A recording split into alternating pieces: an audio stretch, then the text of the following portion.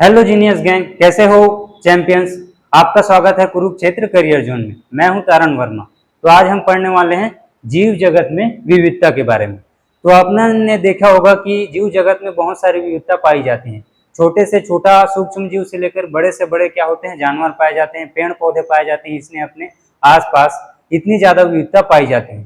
तो एक स्पीसीज कितनी जाति है या कितनी स्पीसीज है उसके बारे में खोज किया गया है। तो अभी तक ज्ञात स्पीसीज में 1.7 मिलियन से 1.8 मिलियन अपने को स्पीसीज अभी तक ज्ञात है।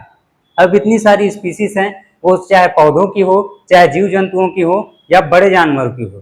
तो इनमें क्या होता है, अब जीव तो खोज ले, लेकिन उसको अब पहचानेंगे कैसे और उनका वर्गीकरण कैसे करेंगे या उनका नाम कैसे रखेंगे।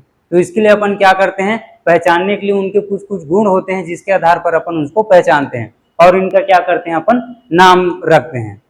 तो जीव जंतुओं का नाम रखने के लिए सबसे पहले नाम किस आधार पर रखा जाए, क्योंकि नाम भी जब रखते हैं तो अलग अलग क्षेत्रों में अलग अलग रखा जाता है। जैसे किसी देश में अगर नाम रखते हैं किसी जंतु का, तो उसी देश के दूसरे रीजन में उसका नाम अलग रख दिया जाता है और दूसरे देश में तो नाम उसका अलग ही रहता है। तो इन सब तकलीफों को दूर करने के लिए क्या किया गया, ICBN का वो किया गया, मतलब गठन किया गया। ये आधार होता है किसी भी जो वो पौधा होता है उसका नाम रखने के लिए। इसका फुल फॉर्म होता है international code for botanical nomenclature.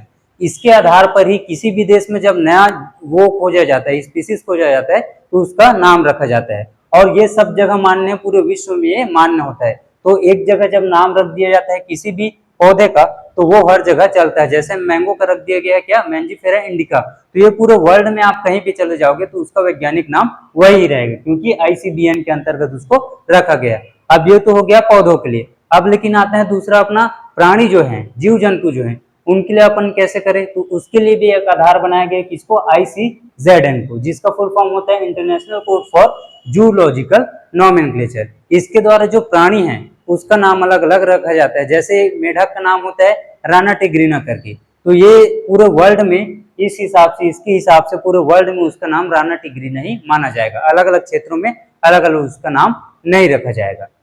तो इससे संबंधित और वर्गीकरण को और नाम पद्धति को बेहतर बनाने के लिए कैरोलस लिनियस नामक वैज्ञानिक ने द्विपद नाम पद्धति का वो किया, इंट्रोड्यूस किया। तो इसमें क्या होता है, द्विजगत नाम पद्धति में नामकरण जो होता है 2 शब्दों में होता है। सबसे पहला शब्द किसको दर्शाता है, उसके वंश नाम को दर्शाता है, और दूसरा शब्द जो होता है वो कोई भी प्राणी उसका जाति संकेत पद को अपना दर्शाता है। तो ये बहुत ही सुविधाजनक नाम पद्धति है। तो इसके क्या क्या नियम होते हैं उसके बारे में अपन एक बार जान लेते हैं। तो सबसे पहला नियम है कि नाम लैटिन भाषा में तिरछे अक्षरों में लिखा जाता है। नाम जो है नामकरण में लिखते हैं तो तिरछे अक्षरों में लिखा जाता है, लैटिन में लिखा जाता है, क्योंकि लैटिन का व्युत्पन्न माना जाता है किसी भी जो नाम वो करते हैं, निकालते हैं उसको। उसके बाद दूसरा आता है, पहला शब्द वंश नाम, दूसरा जाति संकेत पद दिखाता है। तो जैसे देखो एक एग्जांपल मैंजीफेरा इंडिका, तो ये क्या हो जाएगा, वंश नाम हो जाएगा, और दूसरा इंडिका हो जाएगा क्या, जाति संकेत पद हो जाएगा। उसके बाद तीसरा इसका नियम है, जैविक नाम लिखते समय दोनों शब्द अलग रेखांकित व छपाई में अलग लिखते हैं। तो सबसे पहले क्या करते हैं, जब नामकरण लिखते हैं तो अलग अलग रखते हैं, ठीक है। उसके बाद जब हैंड रिटन लिखते हैं तो इसमें क्या है, नीचे अंडरलाइन कर देते हैं, और जब छपाई में लिखते हैं तो इनको तिरछे अक्षरों में लिखा जाता है। उसके बाद चौथा इसमें आता है नियम है कि वंश नाम बड़े अक्षर में व जाति छोटे अक्षरों में लिखा जाता है। तो जब नामकरण लिखते हैं अंग्रेजी में तो वंश नाम जो होता है पहला नाम वो बड़े अक्षरों में लिखा जाता है, और जाति संकेत पद जो होता है वहां छोटे अक्षरों में लिखा जाता है। उसके बाद पांचवा इसका नियम है और मोस्ट इंपोर्टेंट नियम बोल सकते हैं इसको, कि क्या है, नाम के बाद कोष्टक में लेखक का नाम लिखते हैं, वो भी किसमें, संक्षेप में, मतलब छोटा सा लिखते हैं।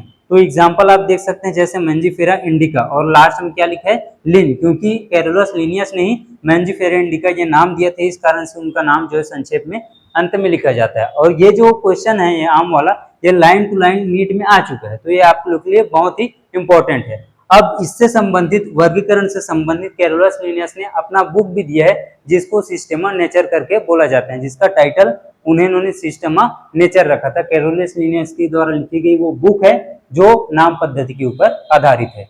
और ऐसे ही वीडियो के लिए हमारे साथ बने रहिए। धन्यवाद।